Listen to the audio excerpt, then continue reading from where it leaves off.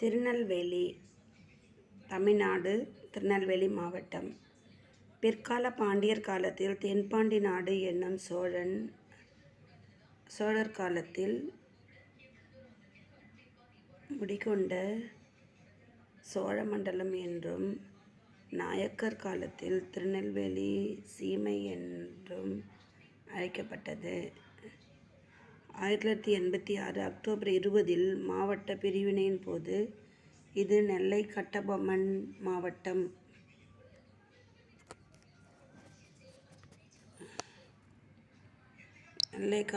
கட்டபொம்மன் மாவட்டம் என்றானது. 1997 முதல் திருநெல்வேலி மாவட்டம் என்று அழைக்கப்படுகிறது. திருநெல்வேலி மற்றும் பாளையங்கோட்டை தாமிரபரணி நதிக்கரையில் அமைந்துள்ள இரட்டை நகரங்களாகும். இங்குள்ள குற்றால நீர்வீழ்ச்சி தென்னிந்தியா சபா என அழைக்கப்படுகிறது. ஒவ்வொரு ஆண்டும் ஜூலையில் குற்றால சாரல் விழா சிறப்பாக நடைபெறுகிறது. நூற்றாண்டுகள் பழமை வாய்ந்த கல்வி நிறுவனங்கள் பல இம்மாவட்டத்தில் அமைந்துள்ளது. அவற்றுள் பெரும்பாலானவை பாளையங்கோட்டையில் அமைந்திருப்பதால் அது தென்னிந்தியாவின் ஆக்ஸ்போர்ட் எனப்படுகிறது.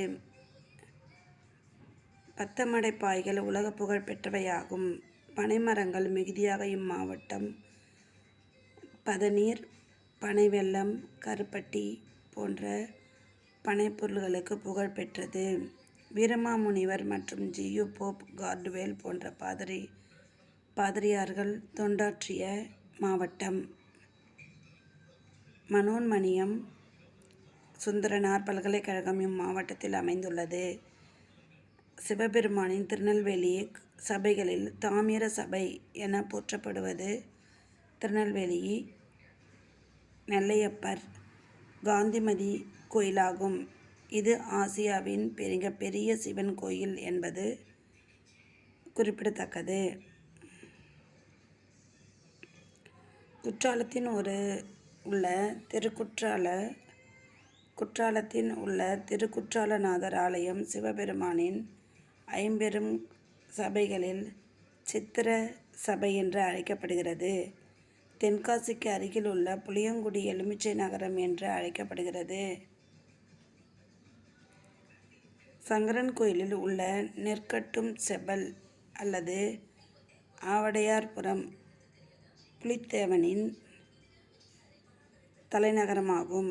முண்டந்துறை மற்றும் களக்காடு புலிகள் சரணாலயம் 1962, குந்தன்குளம் பறவைகள் சரணாலயம் 1994 போன்றவை இம்மாவட்டத்தில் அமைந்துள்ளன. புலிகள் சரணாலயம், களக்காடு புலிகள் சரணாலயம் 1962, குந்தன்குளம் பறவைகள் சரணாலயம் 1994 போன்றவை இம்மாவட்டத்தில் அமைந்துள்ளன. திருநெல்வேலியின் வரலாறு ஏ ஹிஸ்டரி ஆஃப் திருநெல்வேலி என்ற நூல் ராபர்ட் கார்டுவெல் என்பவரால் எழுதப்பட்டது.